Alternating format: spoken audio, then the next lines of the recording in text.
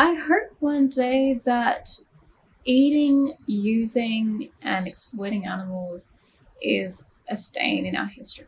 I really hope that it's something that we look back on and go, oh, I don't like that we did that. Everyone has opinions on what's right for the animal population. The majority believe eating animals is okay, but there are many groups who see animals as equals. These people not only live on a vegan diet, but they form activist groups to spread the word on what really happens to the animals behind closed doors. Essentially what we're trying to do is get a voice in Parliament for the animals, because right now there's no one independently speaking up for the animals. We're trying to raise awareness for what happens to animals in factory farms and slaughterhouses all around Australia and around the world. I volunteer for Green's SA Animal Welfare Action Group. We're a very good and active group. We helped with the Green's animal welfare policies this year in South Australia and sat in on the national policies as well. In 2019, ABC reports that roughly 1% of the Australian population is vegan. This still translates to around 250,000 people out of an estimated 25 million.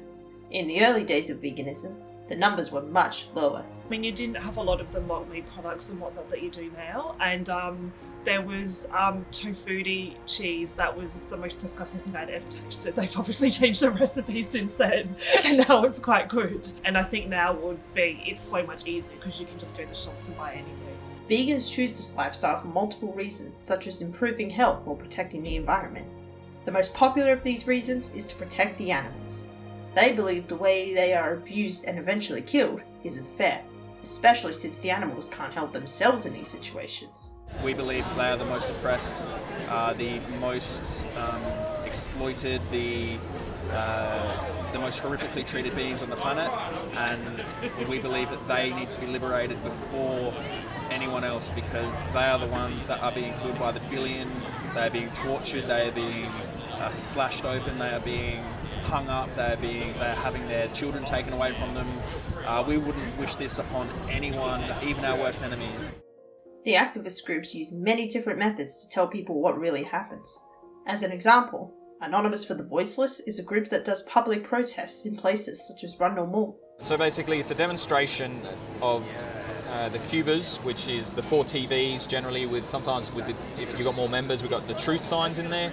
They wear the Guy Fawkes or the Anonymous masks. Basically, it's for the people in the cube to remain anonymous, but also to take the attention off of them so that people aren't talking to them, but rather focusing on what's happening on the screens. Now, the screens will be playing Australian slaughterhouse and farming footage, just to explain to the public what actually happens in this day and age for these so-called products that we are all used to eating, from all the different industries, so the dairy, the fish and bacon and so on and so forth. Reception for these events has been reported to be mostly positive, with many people shocked at what really happens. Some even consider going vegan themselves. I think some of the most positive experiences I have had is conversations on the street that remind me how similar we actually all are. Conversations where people are feeling those same emotions that I felt when I first saw animals suffering in this way. Some of the best conversations I've had have actually been with ex-slaughterhouse workers. So we've actually had, an older, scruffy-looking guy come up and was thinking, oh God, is it going to have a go? But they'll just talk about it. One particular gentleman that I spoke with, he said he's never eaten pork since he worked there, because he was so traumatised, and he talked about the pigs and the way they look at you and the way they engage with you and how they sound when they're getting slaughtered. As it is to be expected, not everything is sunshine and rainbows. We've had instances where people have thrown animal products at us. We've had an instance where someone threw some ham, pig, at us while we were doing our demonstration, and it landed on one of the TVs. They might just yell out the classic, oh, bacon. Vegan. Or they might actually become quite aggressive in their body language or in what they say, and that attack comes out onto some of the volunteers. But no matter what they faced, they would continue to share the truth. I hope that vegan, the word, eventually doesn't even have to exist, because we don't need to separate, you know, those who eat animals and those who don't.